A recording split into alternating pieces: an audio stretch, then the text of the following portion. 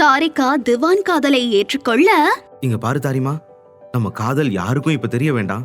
அதை கேட்டு தாரிகா அவனை சந்தேகமாக பார்க்க, ஏய், இப்படியெல்லாம் பார்க்காத. நான் ஒண்ணு உன்னை ஏமாத்திட்டு போறதுக்காக அப்படி சொல்லல.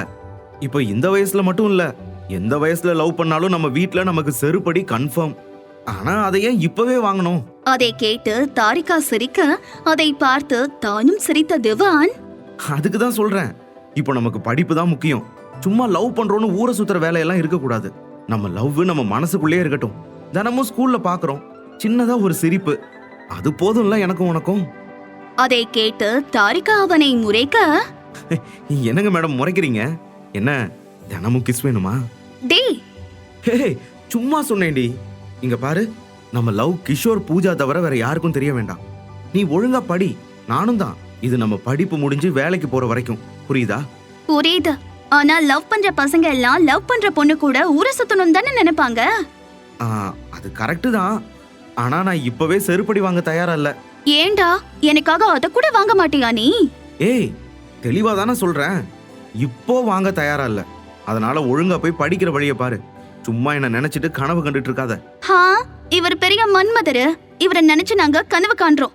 போடா போடா, நானே பாவம் பார்த்துதான் ஓகே சொல்லிருக்கேன். உன்னோட மூஞ்சுக்கு நான் அதிகம். ஒழுங்கா போய் படிக்கிற வழிய பாரு என்று கூறியவாறு அங்கிருந்து சென்றாள் தாரிகா.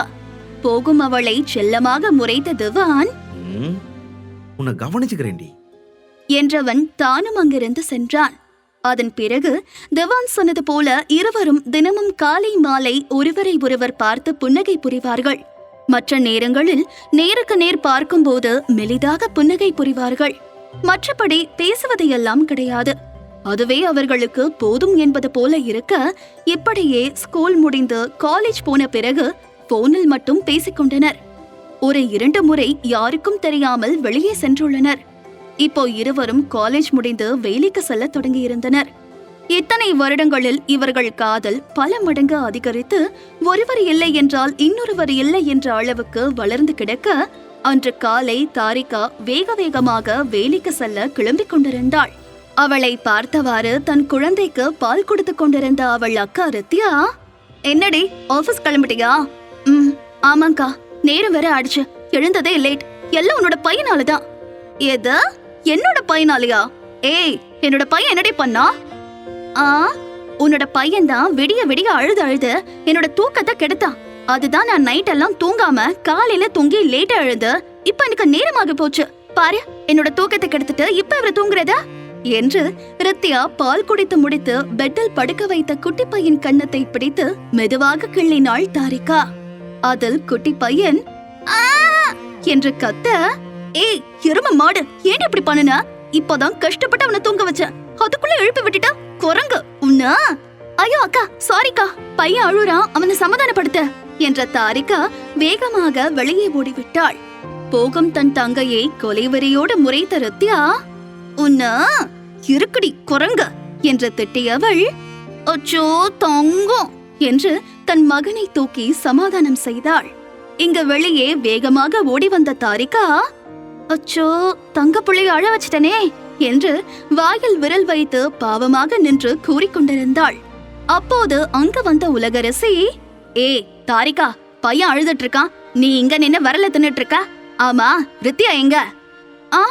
அக்கா பையனை தான் பாத்துட்டு இருக்கா, அவ சமாதானம் பண்ணிப்பா. நீ வா, எனக்கு டிஃபன் எடுத்து வை, எனக்கு ஆபீஸ்க்கு நேரம் ஆகுது. சரி என்ற உலகரசி கிச்சன் செல்ல தாரிகா மெதுவாக வந்து அறையை எட்டி பார்த்தவள், அக்கா தம்பி தூங்கிட்டானா? ஏய், கோல விழறதுக்குள்ள ஓடி போயிடு என்று அவளை முறைத்தாள் ரித்யா. சரி என்று பாவமாக முகத்தை வைத்துக் கொண்டு ஹாலுக்கு வந்த தாரிகா, அம்மா சீக்கிரம் வா, நேரம் ஆகுது. வரேன் இருடி என்றவாறு கையில் தட்டுடன் வந்த உலகரசி அவள் கையில் கொடுத்தார். அதை வாங்கி தாரிகா சாப்பிட ஆரம்பிக்க, தன் பையனை தூங்க வைத்துவிட்டு ஹாலுக்கு வந்த ரித்யா தாரிகாவை பார்த்து மூக்கு சுருங்க முறைத்தவள், உன்கிட்ட தீர்க்க வேண்டிய கணக்கு நிறைய இருக்கு, இருடி இன்னைக்கே தீர்க்கிற என்று மனதில் வில்லை போல நினைத்தவள், அம்மா என்று கத்தினாள். அதில் தாரிகா விழுக்கென்று விழுந்தவள், ஏய் எதுக்கிட்ட இப்படி பேய் மாதிரி கத்துற? சொல்றேன். ஏய் தாரிகா, எதுக்கு இப்ப இப்படி கத்துற? பையன் திரும்ப அழ போறான். என்று கூறியவாறு கிச்சனிலிருந்து வெளியே வந்தார் உலகரசி. அவன் நல்லா தூங்கிட்டாமா, இங்க இருந்து கத்துனா கேட்காது. அத விடுமா. ஆமா, நேத்து நீயும் அப்பாவும் பேசிட்டு இருந்தீங்கல்ல, இவகிட்ட பேசணும்னு, அத பேசல? அதை கேட்டு தாரிகா ரித்தியாவை பார்த்தவள், என்கிட்ட என்ன பேசணும்? அது அம்மா சொல்வாங்க செல்லம். அம்மா நீ சொல்லு. தாரிகா தன் அக்காவை சந்தேகமாக பார்த்தவள், என்னம்மா சொல்லணும்? ஆமாடி, நானே உன்கிட்ட பேசலாம் நினைச்சேன், வேலையில மறந்து போயிட்டேன். நல்ல வேலை நீ ஆபீஸ் போறதுக்குள்ள உங்க அக்கா ஞாபகப்படுத்திட்டா. கரெக்டான நேரத்துல கரெக்டான விஷயத்தை ஞாபகப்படுத்துறது தானே இந்த ரித்தியாவோட வேலையே. அதை பார்த்த தாரிகா, இவ பேச்சும் செயலும் சரியில்லையே என்று சந்தேகமாக பார்த்தவள், என்னம்மா பேசணும்? தாரிகா, அது நேத்து கனகவேலன்னா நம்ம வீட்டுக்கு வந்திருந்தாரு. சரி, வந்துட்டு போகட்டும். இப்ப அதுக்கு என்ன? வந்தவருக்கு டீ போட்டு கொடுத்தியா என்று தோசையை பிச்சி வாயில் போட்டவாறு கேட்டாள் தாரிகா. அதெல்லாம் போட்டு கொடுத்துட்டேன். இப்ப நான் சொல்றத கேளுடி. சொல்லு சொல்லு. அவருக்கு தெரிஞ்ச ஒரு பையன் ஜாதகம் கொண்டு வந்து கொடுத்திருக்காரு. சரி, கொடுத்துட்டு போகட்டும். ஏய், எதுக்கு கொடுத்துட்டு போனாங்கன்னு கேளுடி என்றாள் ரித்தியா. எதுக்கு என்று அடுத்த வாய் தோசையை வாயில் போட்டவாறு கேட்டாள் தாரிகா. உனக்கும் அந்த பையனுக்கும் பொருத்தம் பார்க்கதான்.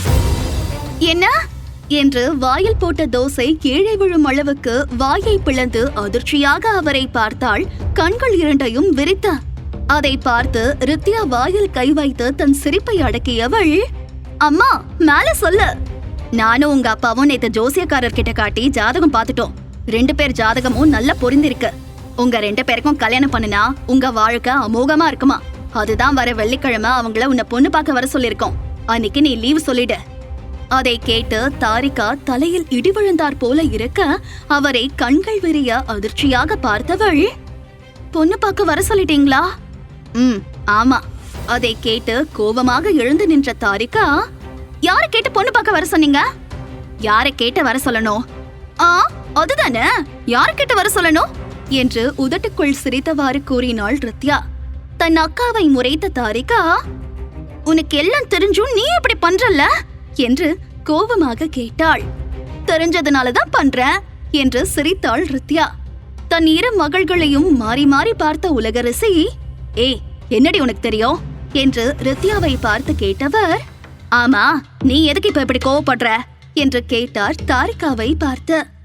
அம்மா, அது எனக்கு அந்த மாப்பிள்ள வேண்டாம். ஏன் வேண்டாம்? ஏன்னா மேடம் லவ் பண்றாங்க, அதுதான் வேண்டான்னு சொல்றாங்க. லவ் பண்றாளா? என்னடி சொல்ற? ஆமாமா, அதுவும் யார லவ் பண்றான்னு கேளு. யார என்று உலகரசி கேட்க, என்னோட குழந்தன. எவ்வளவு தைரியம் இருந்தா என்னோட குழந்தனை இவ லவ் பண்ணுவா?